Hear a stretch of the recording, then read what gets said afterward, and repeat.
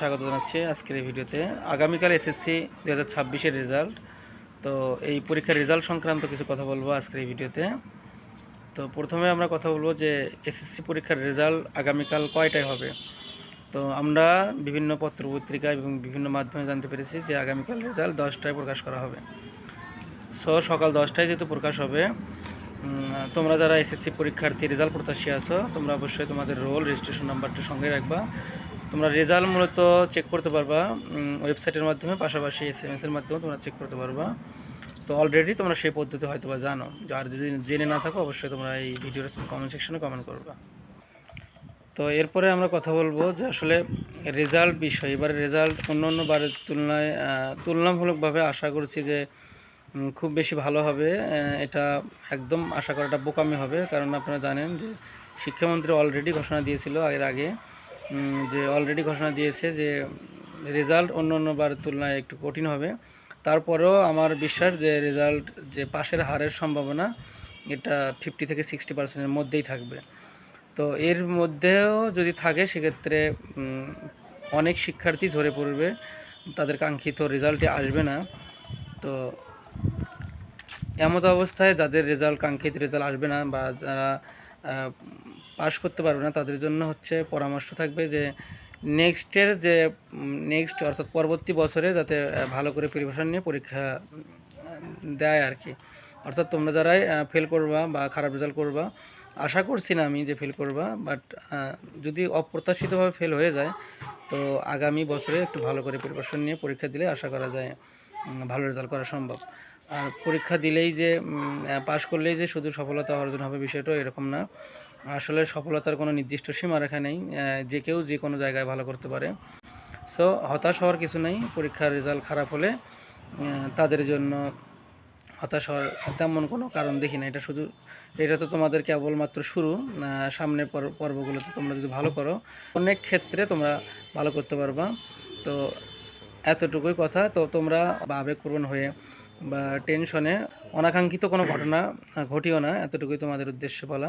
আর হচ্ছে যেহেতু রেজাল্ট সব মিলে তুমি যতই পরিশ্রম করো, তোমার তাকদিরও একটা ব্যাপার, তোমার লাকও একটা ব্যাপার থাকে। সো এই জন্য তোমার লাক বা তাকদির যদি ভালো হয় সেক্ষেত্রে অবশ্যই তোমার পরীক্ষা খারাপ দিলেও তুমি একটু ভালো রেজাল্ট করবা।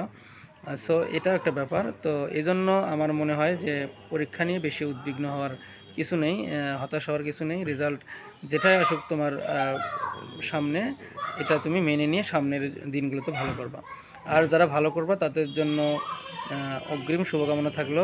এবং অভিভাবকদের উদ্দেশ্যে এতটুকুই কথা যে আপনারা আপনাদের সন্তানের রেজাল্ট নিয়ে কোনো খারাপ মন্তব্য করবেন না, কেননা আপনি তো একজন অভিভাবক এবং সেই সঙ্গে আপনার সন্তান, আপনার চেয়ে আপনার সন্তান বেশি টেনশন ফিল করে এবং তাকে সাপোর্ট দিবেন। যদি রেজাল্ট যে অবস্থায় হোক না কেন তাকে সাপোর্ট দিবেন। রেজাল্ট যদি খারাপও হয় তাকে সর্বোচ্চ সাপোর্টটা তাকে আপনারা দিবেন। এতটুকুই আমাদের অভিভাবকদের উদ্দেশ্যে বলা।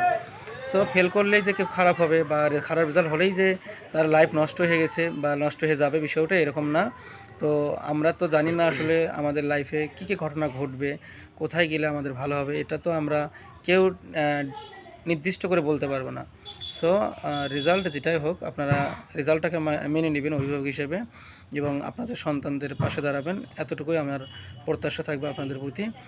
তো ওভারঅল কথা হচ্ছে যে পরীক্ষা পদ্ধতি যেহেতু নতুন সিস্টেম হয়েছে এবার অন্য বারের তুলনায়, সুতরাং রেজাল্টের যে ফলাফলের যে পাশের হার বা জিপিএর 5-এর যে হারটা এটা একটু কমবে, এটা বলাই যায়। তো তারপরেও যাদের রেজাল্টটা অনাকাঙ্ক্ষিতভাবে খারাপ হবে তাদের হতাশ হওয়ার কিছু নেই। সামনের দিনগুলোতে ভালো করলে আশা করছি আপনারা আপনাদের পরবর্তী যে লাইফ এটার জন্য আপনাদের সন্তানদের এবং আপনার সোনামণিদের যেটাই বলি না কেন তাদের পরবর্তী লাইফটা খুব সুন্দর হবে যদি নেক্সট ইয়ারগুলোতে বা নেক্সট বছরে তারা ভালো করে প্রিপারেশন নেয়। সো আমি আবারও সে কথাটাই বলে শেষ করতে চাই যে সফলতার কোনো আসলে নির্দিষ্ট সীমারেখা বা সফলতার কোনো ল্যান্ডমার্ক নেই যে আপনার এখানে গেলেই বা এটা পেলেই আপনি সফলতা হবেন, বিষয়টা এরকম না। আপনার সন্তান বা তোমরা যারা শিক্ষার্থী আছো তোমরা যে কোনো জায়গায় তোমরা সফলতা অর্জন করতে পারো, যে কোনো ক্ষেত্রে যে কোনো দিক থেকেই। সো এই জন্য রেজাল্ট খারাপ হলে হতাশ হওয়ার আসলে আমি তেমন কোনো কিছু কারণ দেখি না।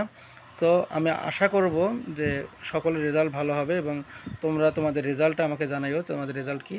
তো এই প্রত্যাশা আজকের মতো ভিডিওটি এখানেই শেষ করছি। তবে মনে রাখবা রেজাল্ট হচ্ছে আগামীকাল 10টা। এখন তোমরা এই রেজাল্ট নিয়ে বেশি টেনশন করো না, তোমাদের স্বাভাবিক খাওয়া দাওয়া ঘুম সব যেন ঠিক থাকে এবং আগামীকাল রেজাল্ট নিয়ে দেখা হচ্ছে সকাল 10টায়। সে পর্যন্ত সকলে ভালো থাকো, সুস্থ থাকো। আসসালামু আলাইকুম।